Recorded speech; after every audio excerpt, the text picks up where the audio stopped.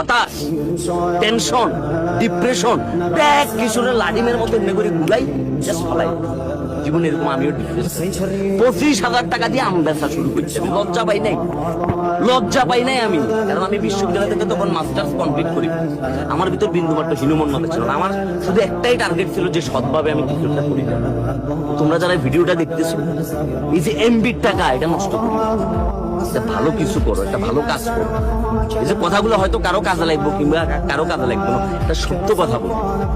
দিন শেষে যখন তোমার অবস্থান থাকতো না, তোমার কোনো পজিশন থাকতো না, তোমার কাছে টাকা থাকতো না, তোমার সমাজে কি প্রতিপত্তি থাকতো না, শুধু শেফালি নো, শেফালির মা বোন সবকিছু তোমার সারি তুলে দেবে। আর দিন শেষে তুমি যখন তোমার যোগ্যতা দিয়ে অর্জন করি দেখাবে, তখন তোমার কালা চেহারা, তোমার ট্রাক ড্রাইভারের চেহারা, তোমার হকারের চেহারা, তোমার মনে করো যে কিয়া বা চুখান মার্কার চেহারা, সবাই এটা দিতে শুনবে।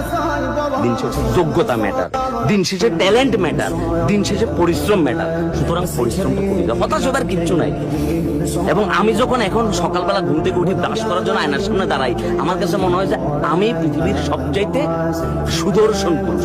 আমার চাইতে বড় সুদর্শন পুরুষ আর কেউ নেই। দেখতে পিচ্ছিরি লাগতেছে, দাঁতের মাঝখানে ফাঁক, মনে হইতেছে কি রাশিয়ার সাবমেরিন ডুবি দেবো।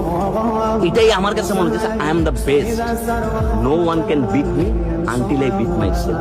আমারে কেউ হারাইতে পারতো না যতক্ষণ আমি নিজেরে কি নিজে হারাম। সুতরাং প্রতিদ্বন্দ্বীটা নিজের সাথে, মানুষের সাথে নাই। তোমার সাথে কেউ প্রতিদ্বন্দ্বী করতেছে, বাদ দাও, তারা ছাড়ি দাও, তুমি জাস্ট তোমার দিকে ফোকাস দাও ভাইয়া।